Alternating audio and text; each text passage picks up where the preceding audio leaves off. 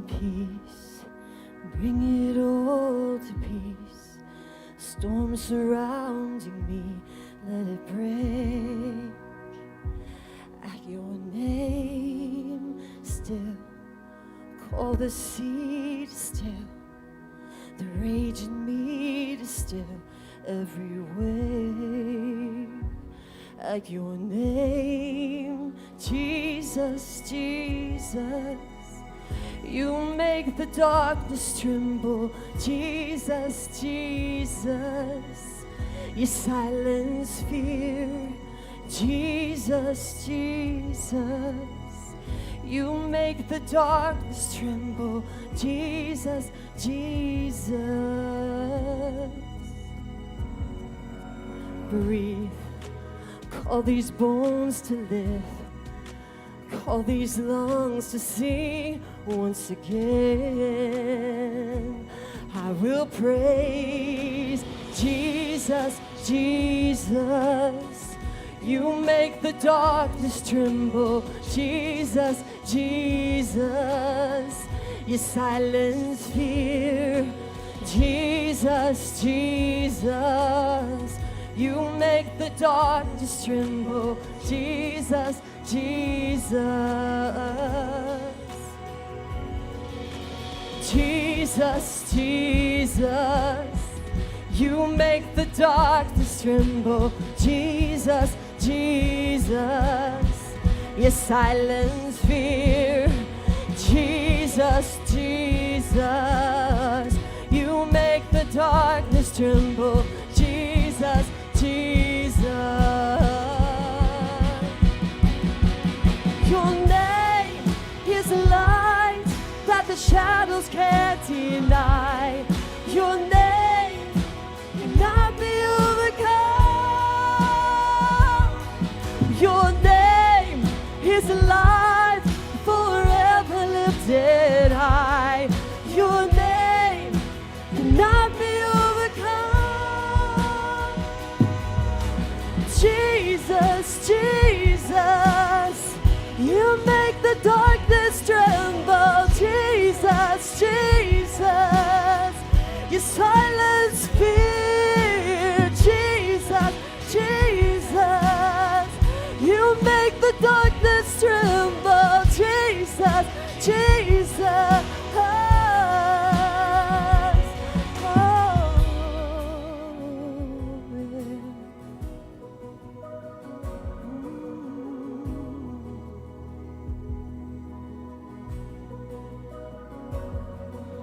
Jesus,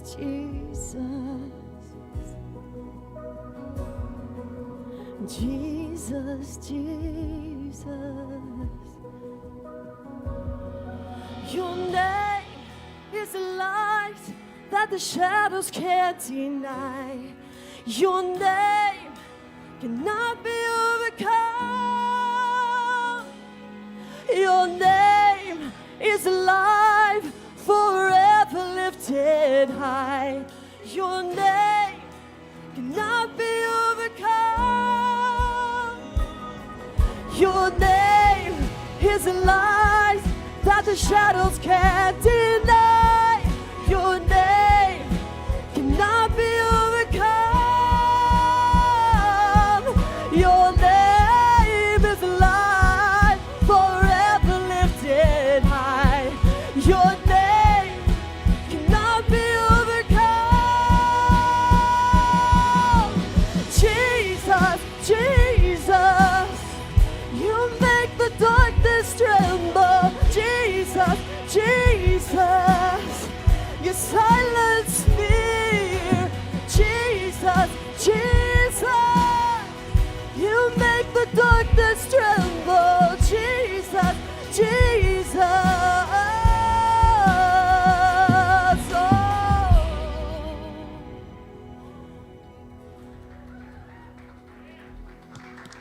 Good morning, good morning, good morning, Tribe Church. My name is Pastor Matt Dilley. If this is your first time here, we are so excited that you have joined us, or whether this is your first time in a long time. We do have some announcements for you, things that are upcoming, things that are occurring today. Today is Second Sunday. Second Sunday is our Youth Sunday. We will be having a youth group. It's for ages 5 through 12. 5th grade. I said 5th grade in my mind. 5th grade through 12th grade, September 12th, that's today, 4 to 5:30. 4 to 5:30. So we're looking forward to that. That's right here at Tribe Church. Also upcoming this weekend is the Quaker Day Parade. We will be walking in it. If you're interested in being part of it, please watch our socials because we're still figuring out exactly where we're going to be in the line and all those kind of details. So we'll keep that information up in front of you if you just follow us on Facebook or Instagram. And if you haven't done that, why haven't you done that? So let's do that.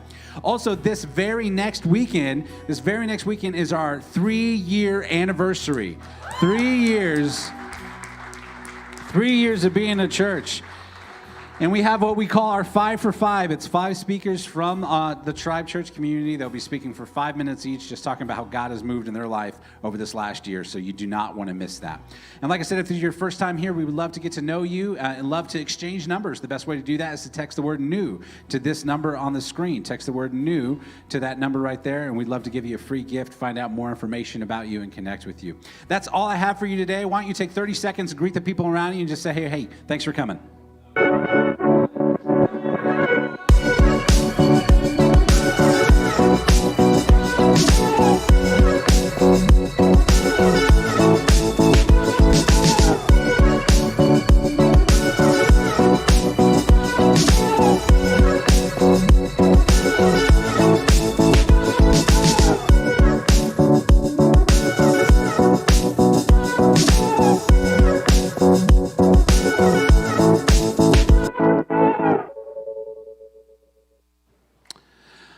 All right, good morning again. Good morning, good morning. So before we get started today, we do have a bittersweet announcement to share about Justin and Jenny. If you've known them at all, you've known that for a long time, since we met them, that they've been talking about moving out west, moving to Phoenix, and that is going to be happening soon. We are so excited for Justin and Jenny. We've told them for a long time, when the time comes, because we knew that it would come someday, that nobody is ever going to leave a church better than you guys are going to leave this church today, or not today, but in this season. And so to that end, Matt just mentioned that if you text the word new, we want to give you a free gift, and most of you know that free gift is the Sunday Fun Day t-shirt. Well, after today, we are retiring the Sunday Fun Day t-shirt, partly because we're running out of them. We don't have all the sizes that we need of them. And so it was time, we've known for a while that it was time to replace the Sunday Fun Day t-shirt. So you guys don't know about this. So the day that they told us that their time had come and they were going to be going to Phoenix, we were so excited for them. But we still... We met at a Mexican restaurant. We had dinner. It was really nice. We all cried. It was great. And Matt and I got in the car and we drove to Ritter's and we ate a tremendous amount of ice cream.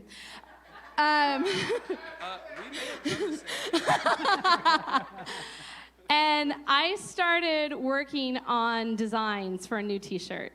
And anybody who's been here in the morning knows that when Justin prays, he always says, "We love you a lot," at the end. And so the new Tribe Shirt giveaway shirt.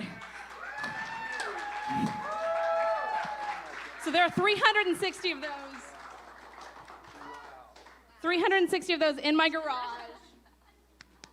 That's amazing. You guys get the first 2. So here are your shirts. Yeah, so if you want a Sunday Fun Day shirt, so those are for you.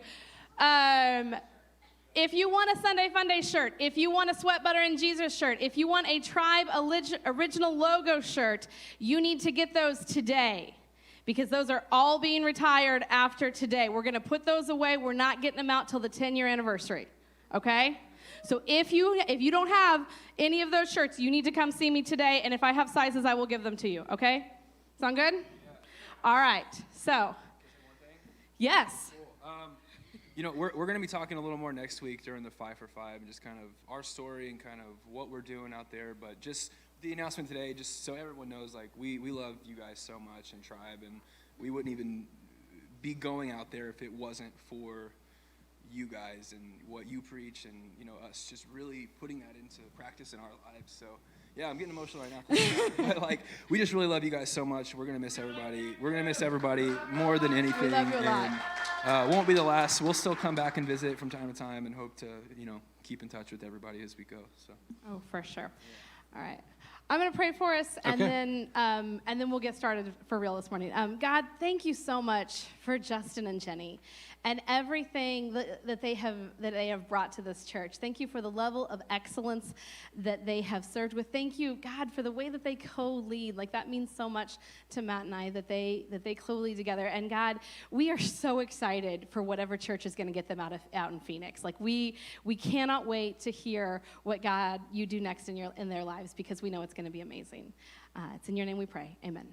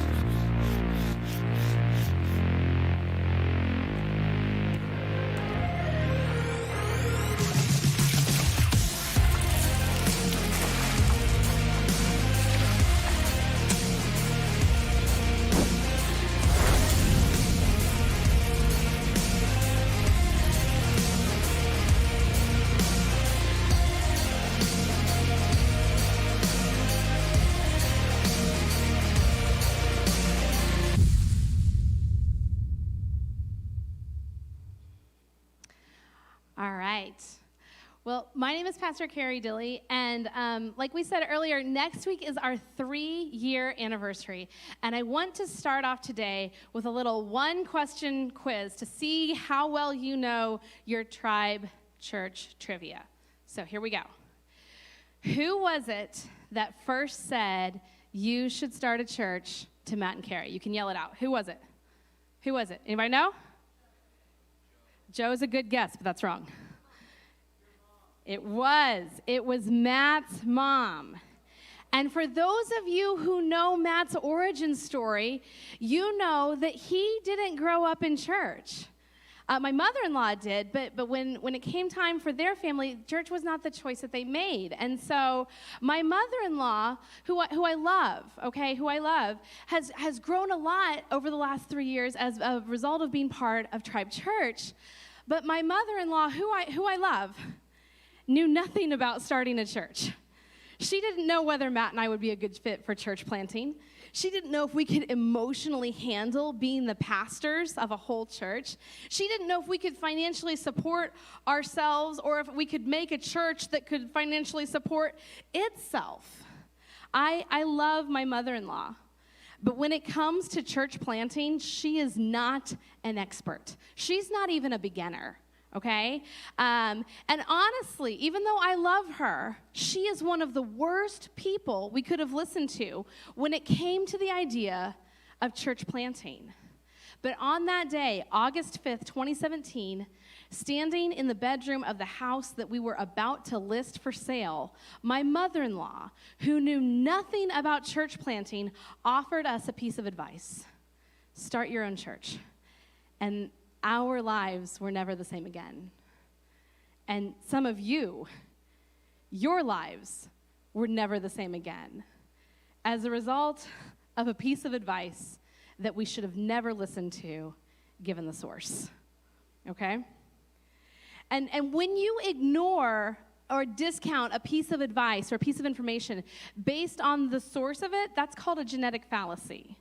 For instance, if I came up here today and I talked about a report that I had seen on CNN, I'd lose about half of you before I got to the second in that word, okay? Before I even got to the information, I would lose about half of you. On the flip side, if I came up here and I said I wanted to talk about a report that I saw on Fox News, I'd lose the other half of you, right? Before I even get to the information, you are already suspect to the information because of the source. And I think it's easy to discount information based on the source of that information, or discount advice based on the source of that information. And I'm going to circle back to this a couple of times during this message, but it is important right at the beginning that we establish the fact that Matt and I planned to preach this message on this day back in November of 2020. Do you think in November of 2020 we could have anticipated how much more deeply divided our country was going to be in September of 2021? No. In November of 2020, I thought we were about as divided as we could be. But it turns out that there was a lot more for us to disagree on. How wonderful for this country. It is so easy to discount advice and information based on the source of that advice and information. Advice, and again, I'm not necessarily talking about medical information here. I want to make sure that you know that now. We need to agree on that now, that we're not necessarily talking about like medical information, but we're not talking about the information that you see on Fox News or CNN. We're talking specifically here about advice. Advice should be judged on its merits, not on its source. Because what if Matt had said, Mom, what do you know about planting a church? Where would any of us be if that had been his response? If you fall for the genetic fallacy, genetic fallacy, you might be in danger of becoming your own worst enemy. And this is part 3 of our series, How Not to Be Your Own Worst Enemy. And we've all been our own worst enemy in small, laughable ways. We talked about that back in week 1. But we've also seen some people do it up big in their lives. We've seen someone undermine a marriage. You've seen someone become their own worst enemy financially, academically, professionally. You've watched people destroy their relationship with your kids. And you're probably sitting there while you're watching them and you're thinking, would you just stop? Like, could you just not do that, please? And it's because sometimes we can see the results of what's going to happen before the end ever gets there. When you see somebody who's getting ready to blow up their life, you think to yourself, I would never do that. And maybe you won't. Hopefully you won't. But like Pastor Matt always says, you either are a mess, you were a mess, or you are one step away from being a mess. I actually think we are all about one step away, one bad decision, one wrong choice away from being a mess.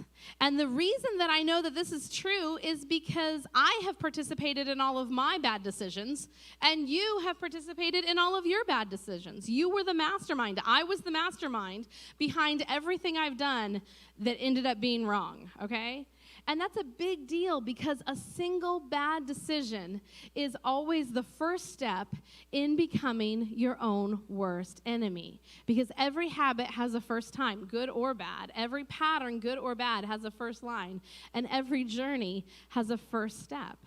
And in this series, we're talking about 3 preemptive habits that you can start right now that will keep you from becoming your own worst enemy. So habit number 1 was pay attention to the tension.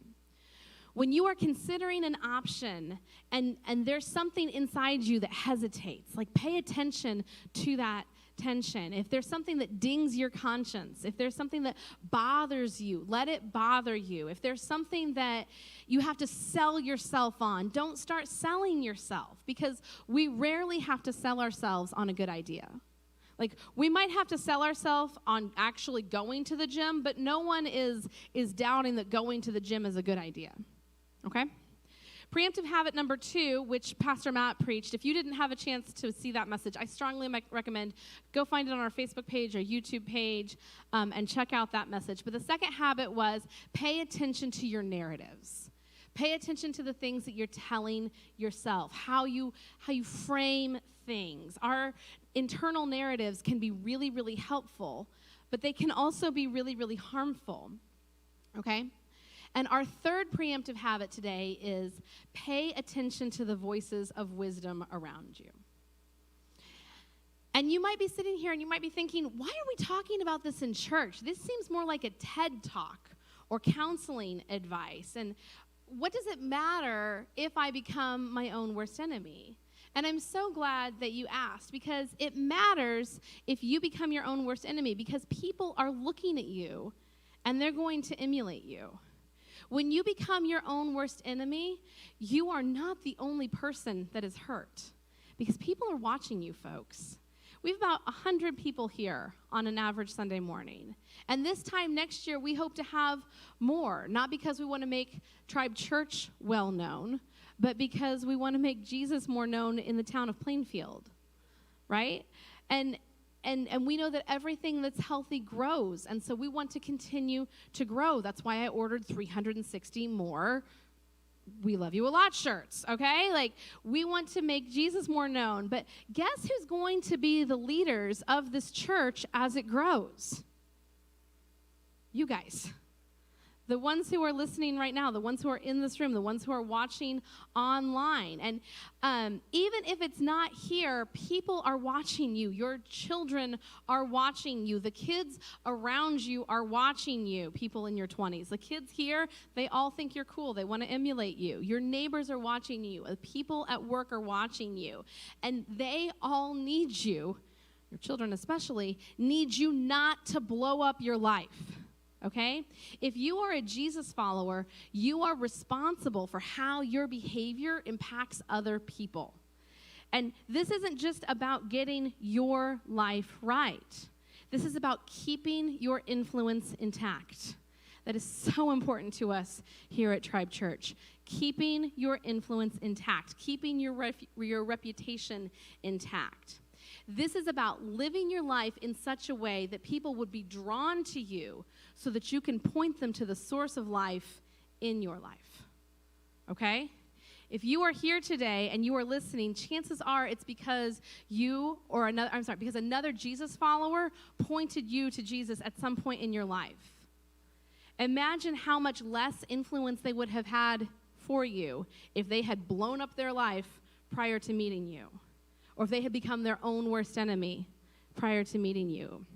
At the end of the day, our lives are not just about us. They are also about the people around us. So we have to pay attention to the voices of wisdom around us. Because most people, when they become their own worst enemy, they were warned. Like, you were warned before you became your own worst enemy in either a little way or a bad way. Like, you were warned. Somebody around you said, I don't know about that.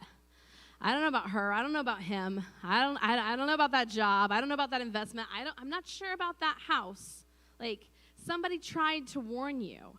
And most people who become their own worst enemy, somebody tried to warn them too, but they wouldn't listen. Our worst decisions, those tipping point decisions, the ones where there's no return after this, the ones where you can't go back, that one moment where if you had decided to do it differently would have made all the difference. Our worst decisions are always preceded by a series of unwise decisions. This is why when I was in high school, my parents had a rule that I hated. And that rule was, you have to be home by 11. And do you know why I had to be home by 11? Because nothing good happens after 11 p.m. Nothing good happens after 11 p.m. Like, everybody else's curfew is 12 or 1 or 2, or they don't have one or whatever. You have to be home by 11 p.m. And do you know why? Again, it's because nothing good happens after 11 p.m. My parents knew that our worst decisions are always preceded by a series of unwise decisions, and you are not making wise decisions after 11 p.m. You're just not. So kids, teams, I'm sorry if I just changed your curfew to 11 p.m. until you're old enough to fully support yourself, because my curfew was still 11 when I was in college. On the times that I was home with my family, I had to be home by 11 p.m. And you can blame Dave and Patty Ashbaugh. I don't know where they are today. I can't really see anything, but they're somewhere in here, so you can go yell at them if you want to. Our worst decisions are always preceded by a series of unwise decisions. You made a series of unwise decisions, and that leads you or led you to the big one. And that's why this habit of listening to the voices, voices of wisdom is so important.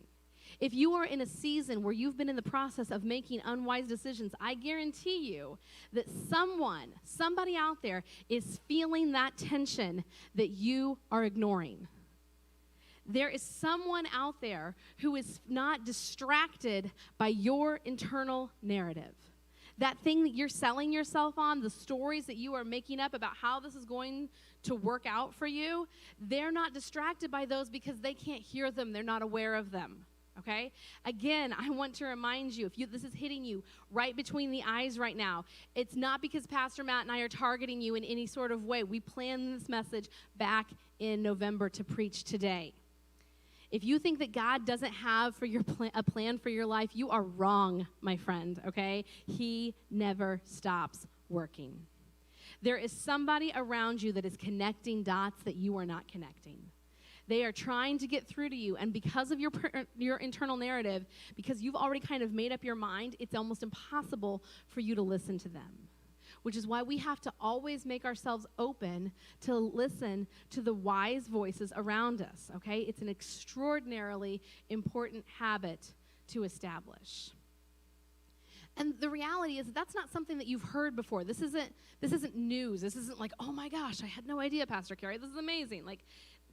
But that also doesn't make this an easy habit to establish. And today I want to illustrate this with a story from the Hebrew Bible. It's actually not about David, but it's not about David. We started back in week 1 with a story about David, so I thought this would be a nice way to kind of bookend this series, because this is the last week in this series, with another story out of the Hebrew Scriptures. But this one is slightly less well known. The last one I did, if you remember, is the one about Saul going to the bathroom. It's a really fun story. If you don't know that one, you should go back and watch that one.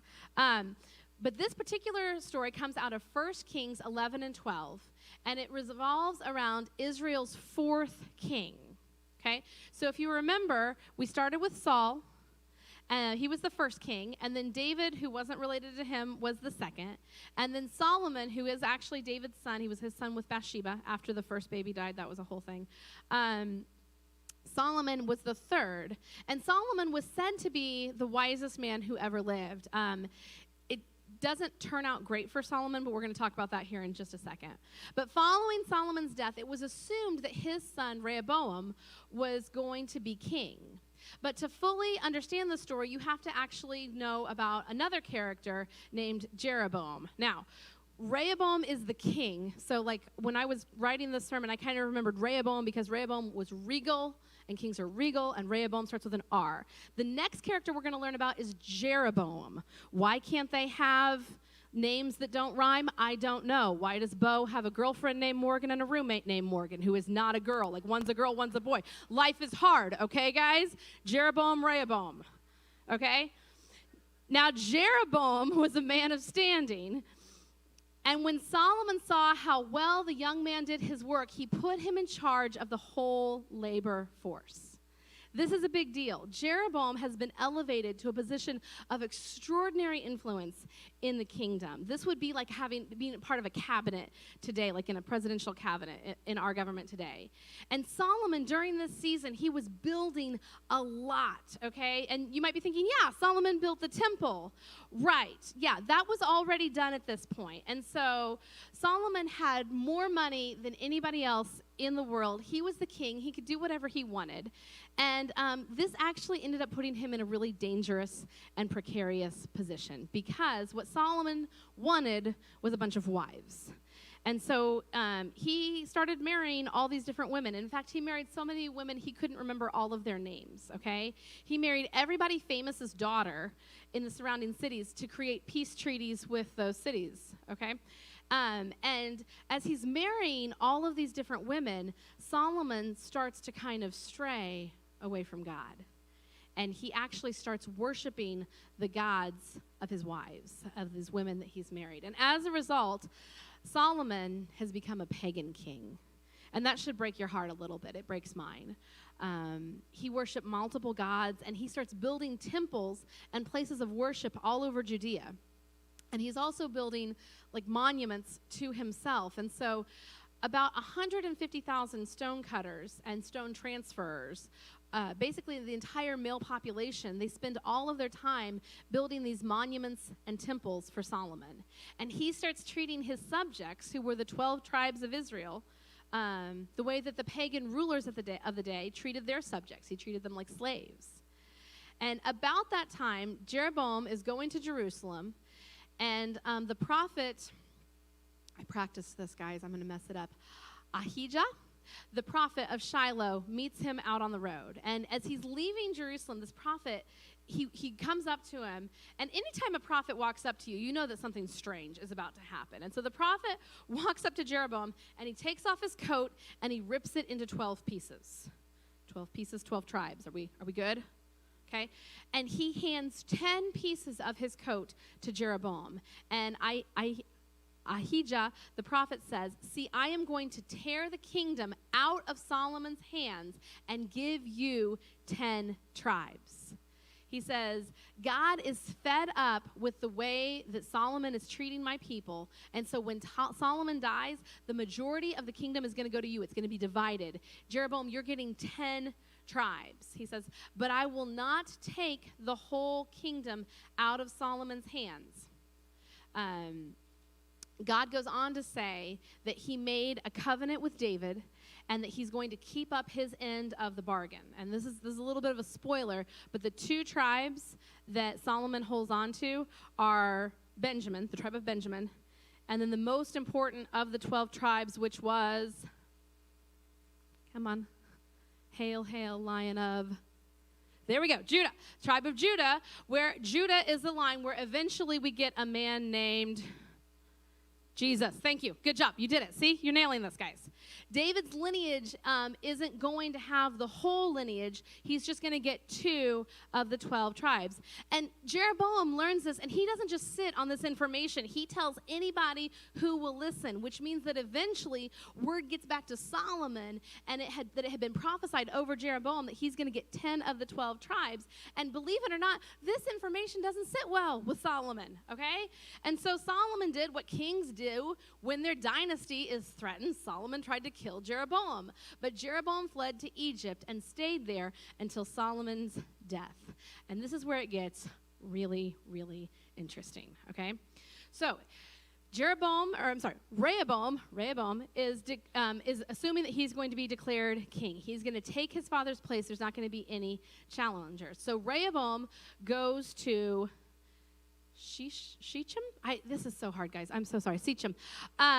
For all of Israel had gone there to make him king. That's where they went. That's where they had their ceremony to make him king. And when Jeroboam heard of this, he was still in Egypt, where he had fled from King Solomon. He returned from Egypt. And so they sent Jeroboam. And when it says they, that means the 12 tribes of Israel sent Jeroboam. And the whole assembly of Israel went to Rehoboam, and they said to him, okay, so Rehoboam is about to become king, and they send an assembly, and Jeroboam is representing this assembly. They said, we have a request. Your father put a heavy yoke on us. Your father treated us like slaves. And they make this really reasonable request. They say, your father put a heavy yoke on us, but now lighten the harsh labor and the heavy yoke he put on us, and we will serve you. We will serve you, but you have got to stop with this nonstop construction, this meaningless construction. You've got to stop with the taxes. You've got to stop taking all of our men and sending them off to foreign places to cut stone and then drag it back. Like, this is miserable. We don't want to build monuments to your father. Like, we'll work for you, but just lighten our load. And Rehoboam, he makes 2 really good decisions right here. The first one is, Rehoboam answered, go away for 3 days and come back to me. So the people went away. Rehoboam is saying, let me think about this. He doesn't just make a quick decision, because this is a big deal, right? Like, we're going to stop construction on all this stuff. What does that mean? What does that look like? Let me think about this. And then he makes a second good decision, which is, then King Rehoboam, because at this point apparently he's been crowned king, consulted the elders who had served his father Solomon during his lifetime. This is another really good decision, because these guys are older. They're wiser. They have some perspective and experience that Rehoboam doesn't have. And the elders know some things that Solomon himself didn't even know. And they knew some things that Rehoboam would never know. Because if you're the leader of an organization, you know that there are things going on in your facility with your people that you're leading. There's some things going on in your organization that you don't know. This is one of the growing pains that Pastor Matt and I have experienced as Tribe has grown, because there was, a short time where Tribe was 2 people. And then, Tribe was 4 people, and then it was 6 people, and then it was 8 people, and now it's a lot more. It's a lot more than that. And we knew at one point in the history of this precious church, we knew everything about it. We knew everything that was happening. We knew what was going on with all the people. We knew everything. And now we know a lot. We don't know everything. Because those of you who are leaders in organizations, you know that information does not flow up through an organization unfiltered. And that is why it is so important to surround yourself with leaders who will be honest with you about what's happening in your organization. So these elders, these were a good group of people to go to for advice.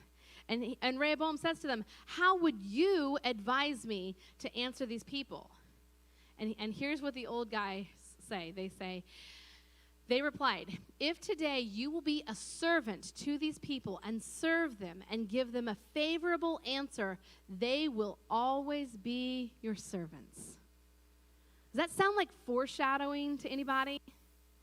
Have you ever heard that in any other part of the Bible, where like the king serves the people, where you put others first, where leaders eat last? Is this ringing any bells to you? Like, you want to be part of a united kingdom, Rehoboam, you need to put their interest ahead of yours. And this was very wise counsel. This was very good leadership. These guys knew what they were talking about. They had probably heard rumblings of how unhappy the people were, the 12 tribes were, about the way that Solomon had treated them at the end of his life. But Rehoboam thinks to himself, what do a bunch of old men know? Like, they've lived their lives. They've already had their influence. They don't understand the position that I'm in. This is a big deal for me. Like, I'm a young man. I have my whole life ahead of me. I have a legacy, my own legacy that I want to build. And so he discounted their advice because of where it had come from. It says, but Jeroboam rejected the advice the elders gave him. And it ruined his life. Like, it was what he needed to hear, but it was not what he wanted to do. And because we have the benefit of hindsight here, we know what ends up happening to Rehoboam's kingdom. Listening to those elders would have changed everything for Rehoboam. When I got up here and said, I'm going to tell the story of Rehoboam, you guys would have been like, oh, yes, Rehoboam, the one who was king after Solomon. He was great. We love him. Like, you would have known his story. But you didn't, I'm guessing. Most of you didn't. It's kind of an obscure story. He could have had exactly what he wanted, which was influence for a very long time and a united kingdom. In fact, the only way to get to where he wanted to be was to listen to those elders. And there are people in your life who have information to get you to where you want to be. They are connecting dots that you can't see. And sometimes we discount that advice because of who they are, where they come from. They're too old. They're too young. They've never had a business like yours. They've never walked in their shoes. They've never tried to blend a family. They were only 20 when they got married. How could they possibly know about getting married when you're older? Like, they've never moved out of that town and into this town. They've never tried to do these things. And there are people in your life whose words you need to hear, whose advice you need to listen to. And just like Rehoboam, we become our own worst enemy when we don't listen to these people, and instead we do what Rehoboam did, which was Rehoboam went and found some people that would tell him what he wanted to hear. Let me tell you how to become your own worst enemy. Surround yourself with people who will only tell you what you want to hear. Find a bunch of people and groups of people, groups on social media, who already think like you do. If you're looking to blow up your future, surround yourself with people who are like you, who will tell you what you want to hear.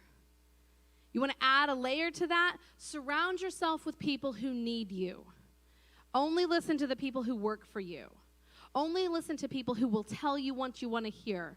You will lose your influence. You will lose opportunities. You will lose respect, and you will lose resource. And that has happened to people in this room. I know that for sure. This is how you end up where you don't want to be. Whose advice are you currently ignoring? It's possible that it's bad advice, and you may need to ignore it. Please don't think that I'm saying you have to listen to and do everything that everyone tells you to do. But just for a moment, think about this, okay? Like, whose advice are you currently ignoring? What is the internal narrative you're using to reinforce the resistance to that advice? When you pay attention to that narrative, like Pastor Matt said last week, it's a good indicator of whether you're resisting advice for a good reason or a bad reason, okay? If there is something that in you that says, what could this person possibly know about, then you need to hit pause and stop selling yourself, because you are dangerously close to becoming your own worst enemy. There is a time and a place to be cautious. And today I want to make sure that you don't discount good information, that you don't discount powerful, personal, important advice because of the source of that advice.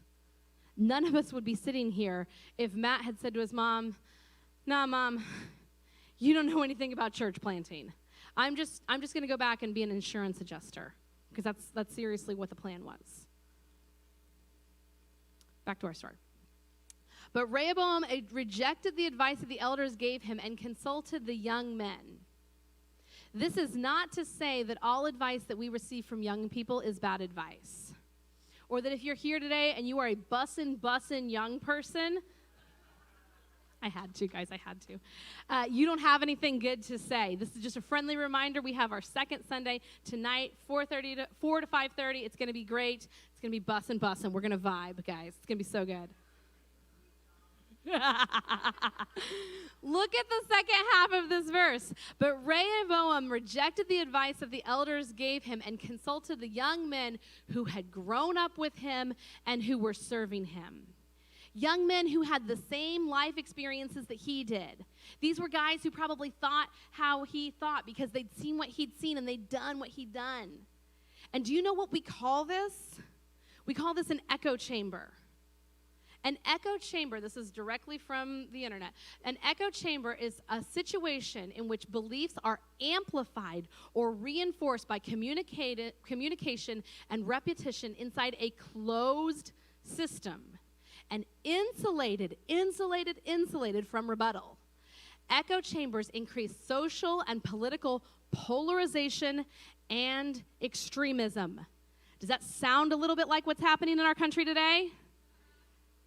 That's called an echo chamber. You want to become your own worst enemy? You find yourself a good echo chamber and you just sit down in it. We can always find people who will tell us what we want to hear so that we can do what we want to do.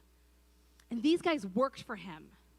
When the only people who have access to you are people who need you, or the only people who have access to you are people who want something from you, you are in a dangerous place. It is so important to have people in your life who don't have a dog in your race.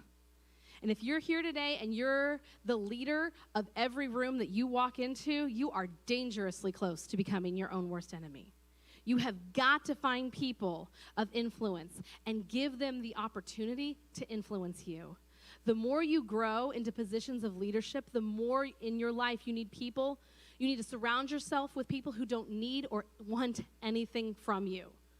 In this case, Rehoboam chooses to listen to the men who needed him and wanted something from him, men who stood to benefit from giving him bad advice, because they tell him, don't lighten the load of these people, double it. Your father beat these guys with whips, you're going to beat them with scorpions, which was a type of whip that was used to punish criminals. The problem with this advice wasn't that it came from young people. It didn't help that they came from people who were just like him and who depended on him and the service of these people for their jobs.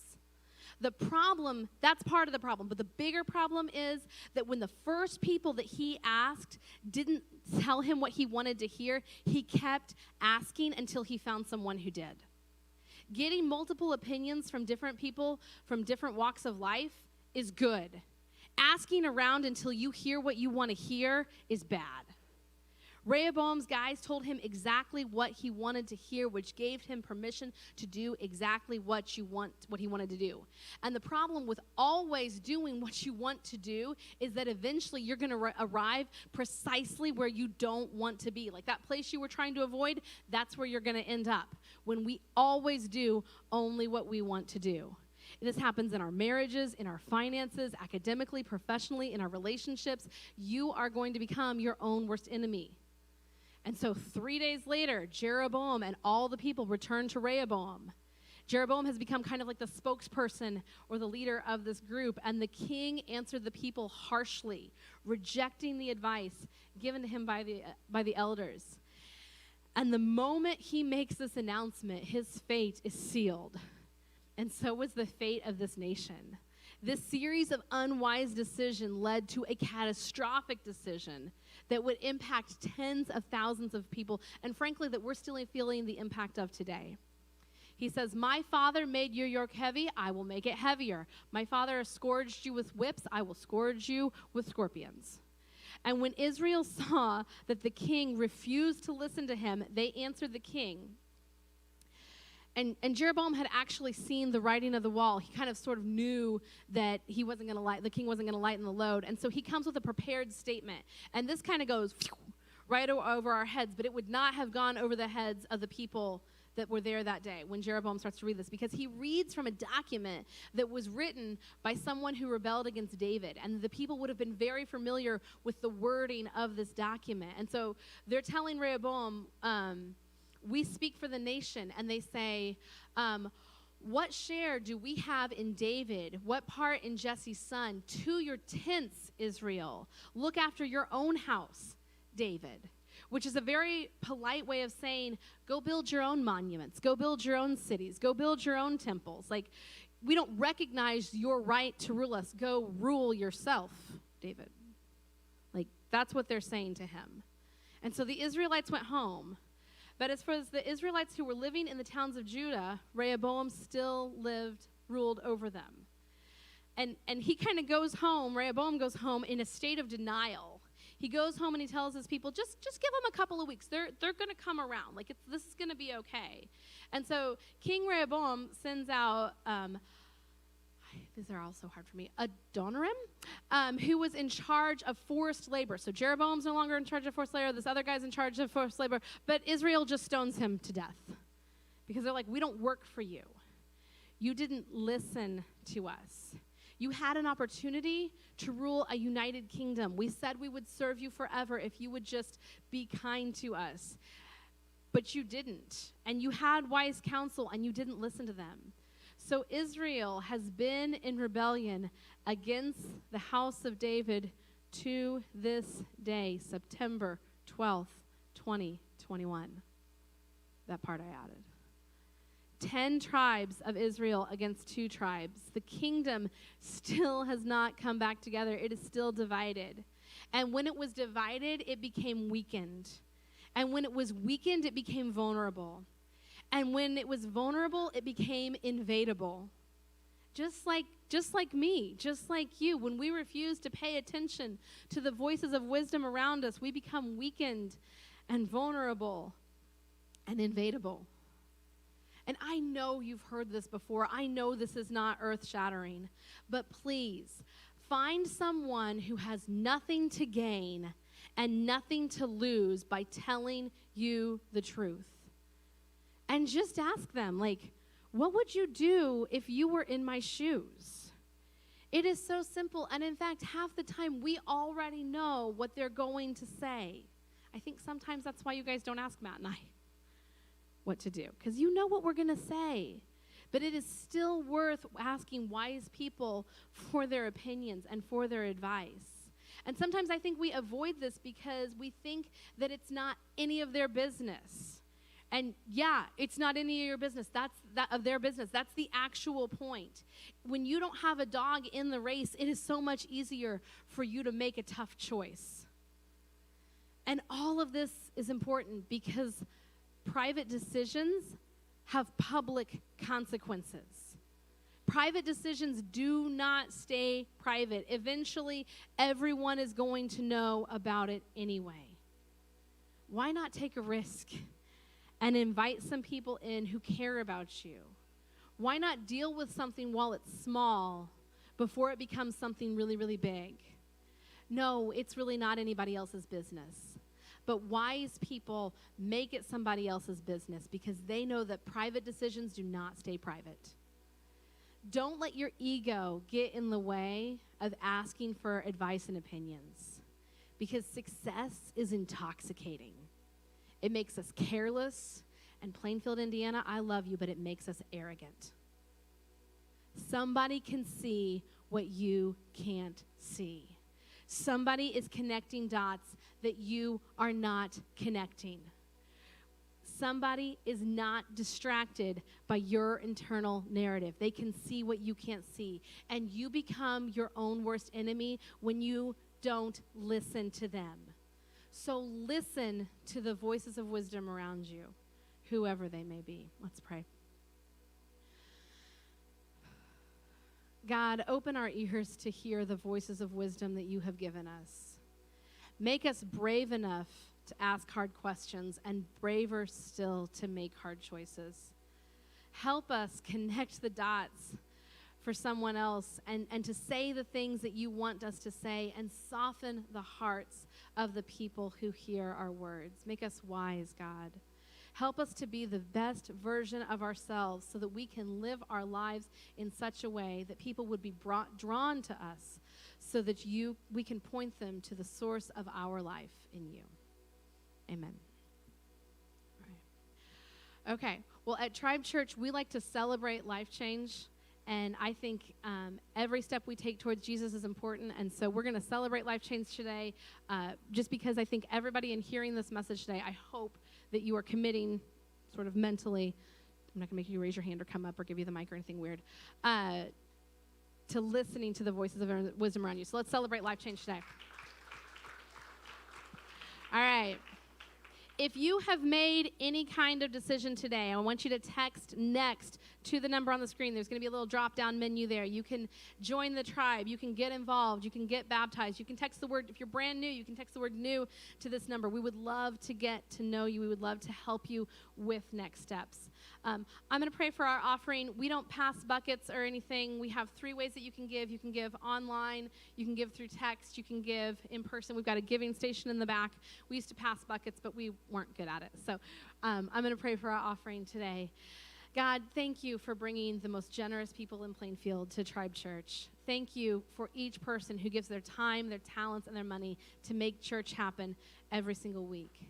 Thank you for the opportunity that we have to serve this community that we love so much. And bless each gift that is given through Tribe. And bless each person who sacrifices that your name would be more known in the town of Plainfield. It's in your name we pray. Amen. All right. Well, please remember, if you need shirts, come see me. And as we head out into our week, please remember that love is the best thing we do.